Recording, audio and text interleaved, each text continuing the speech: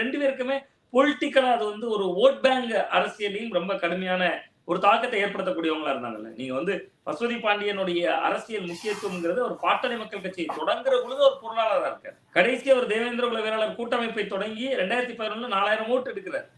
But அது வரைக்குமே அவருடைய அவரோட பேச்சுகள், அவர் மேடையில பேசினார்னா, அவர் யார பேசினாலும் அது வந்து அந்த அளவுக்கு வசீகரமா இருக்கும் அப்படிம்பாங்க. அந்த அளவுக்கு வசீகரமா பேசுவார். பழனி பாபாவ ரோல் மாடலா சொல்லி பழனி பாபா கூடவே நிறைய ஜேர்னி பண்ணார். அதே மாரி தான் பண்ணையார் தரப்பு. பண்ணையார் தரப்புக்கும் ஒரு அரசியல் முக்கியத்துவம் வாய்ந்த ஒரு குடும்பமா அவங்க இருந்தாங்க. அது எந்த அளவுக்கு அவங்க குடும்பம் அரசியல் முக்கியத்துவம் வாய்ந்த குடும்பம்னா, வெங்கடேச பண்ணையார் அவர்கள் தமிழக காவல்துறையினால் என்கவுண்டர் செய்யப்பட்ட பின்பு, அடுத்து வந்த திமுக வந்து உடனடியா அவங்களுக்கு ஒரு மத்திய நியமிச்சர் வரைக்கும் குடுக்குறாங்கல்ல. ஏன்னா கம்யூனல் ஓட்டு.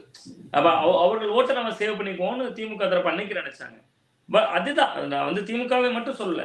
ஒட்டுமொத்தமா இது வந்து ஒரு ஒரு ஓட்டு அரசியல்லையும் அரசியல் கட்சிகள் ஒரு மென்போக்க கையாண்டாங்க. அந்த மென்போக்கு காவல்துறையிலும் இருந்துச்சு. அதனால தான் அது வந்து இவ்வளவு ஆண்டுகள் ஒரு பெரும் வகையா மாத்தி மாத்தி சண்டை, மாத்தி மாத்தி கொலை,